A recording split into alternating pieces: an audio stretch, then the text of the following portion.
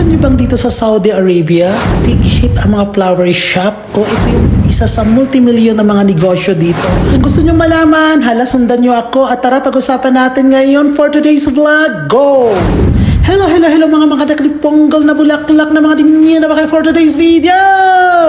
Tara samahan niyo ako sa aking paglilibot at paglalakbay. Nakarating na tayo dito sa isa sa flower shop ng aking kaibigan na isang Yemeni. Yes, meron siyang flower shop dito sa malapit sa amin. At inimbitahan niya tayo at inanyayahan na i-vlog naman daw yung flower shop niya for the go. At ang nakakatuwa nga dito mga ka-colors, naghahanap siya ng florist. Baka may alam kayo dyan sa Pilipinas ng mga florist, mag-apply na. Dahil sa kasabi ko nga sa intro natin na ang Saudi Arabia ay isa sa pinakabihigit na business ay ang flower shop. Yes, mga ka-colors. Alam nyo ba ang flower shop dito sa bansang ito ay nangunguna sa takilya dahil unang-una ang mga local o Saudi po ay napakahilig sa bulaklak. Halos lahat ng galaw na dito ay nakasalalay sa bulaklak. Bakit? Unang-una, ikukumpara natin sa Pilipinas ang kahalagahan ng mga bulaklak. Ang bulaklak ay naalala lang kung Valentine's Day, birthday, or any occasion lang makikita ang mga bulaklak at nabibigyan ng halaga, lalo na pag undas. Pero well,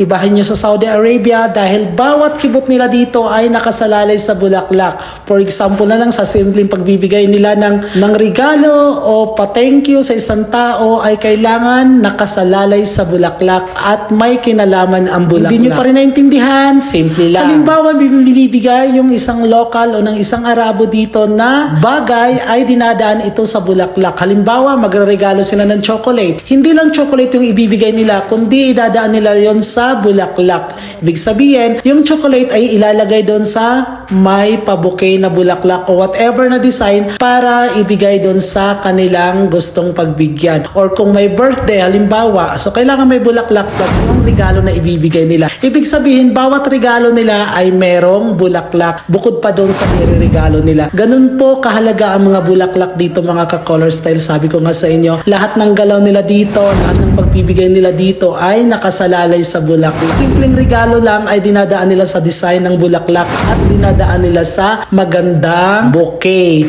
Kaya ganun na lang kalaki o ganun na lang kahalaga ang mga bulaklak dito sa Saudi Arabia mga ka-color style. Hindi lang sa mga okasyon, kahit sa simpleng celebration ay gumagamit sila ng bulaklak. At talagang hindi sila nagdadalawang isip na talagang magpagawa, magpa-bouquet o kaya magpasadya ng mga bulaklak dahil ganun po talaga ang kultura nila dito mga ka-colors. O diba nakakatuwa? Kaya bawat mga kanto-kanto dito, hindi talaga nawawala ang mga flower shop at syempre masaya tayo dahil malaking tulong din to para sa mga florist na mga kababayan natin na talagang umaarangkada din at umaariba yung karera nila dito sa paggagawa ng mga bulaklak. Dahil isa nga sa mga natutuwa ang mga local dito ay ang mga design ng mga Pinoy na florist na talagang ang gagaling mag-design, ang gagaling mag-handle ng mga customer dito sa kanilang mga ginagawang profession. Yes, ito nga pala yung Asaya Flower Shop. At yun nga lang, naluloka ko dito sa may-ari na kaibigan ko dahil nga sabi nga niya katulong nga daw yung flower shop niya. Kasi nga wala siyang ibang katulong. Dito mga ka-colors, grabe, maraming trabaho. Yun nga lang, wala namang gustong mamasukan at ayaw nga nilang masyadong kumuha sa Pilipinas. Kasi alam naman din natin na mabigat din yun sa bulsa nila yung pagkuha ng mga empleyado galing sa Pilipinas. Kaya nagtanong nga siya sa akin kung may kakilala kong florist dito na local or the Filipino at dito lang local hire. Pero sabi ko nga wala naman akong kilala sa Pilipinas, may mga kakilala ako. Pero again no, napakaswerte din ng mga kababayan natin na nagtatrabaho dito kasi nga talaga namang nagagamit yung profession nila sa pag-frame ng mga bulaklak, pag-aayos, pagbubuke at talaga naman kung gaano ka sipag ang mga Pilipino pagdating sa iba't ibang trabaho, pagdating sa iba't ibang larangan, kahit naman anong posisyon mo dito sa ibang bansa. At eto nga, natutuwa naman tayo kasi sabi niya, sige bahala ka dyan, i-vlog mo yan.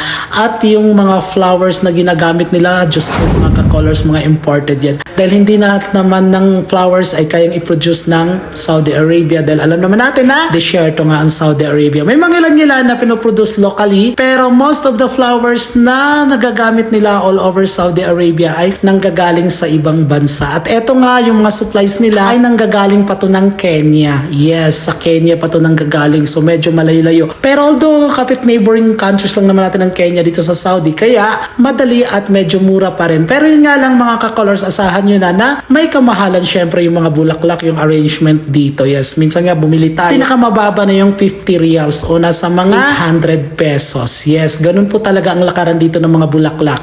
Simpleng arrangement lang ay pumapatak na yan ng mga 800 pesos at pataas. Depende na yan sa dami ng mga flowers na gagamitin mo at depende na yan syempre sa design at doon sa kung ano yung design na gusto mong i-achieve. Dahil syempre ang customer, siya yung masusunod kung ano yung design na gusto niya, i-open lang or i-discuss lang ng isasuggest ng florist o tagagawa ng design. Okay? Kaya mga ka-colors, maraming salamat for another video, for another lesson for today's vlog. Ingat-ingat kayo lagi at huwag magsawa sa kakatutok sa ating mga video daily dahil maghanap pa tayo ng mga magagandang content. Kaya wag niyo akong iwanan, samahan niyo ako daily dahil magsusumikap tayo, magkikita ka tayo araw-araw, hindi bukas, hindi mamaya, kundi now.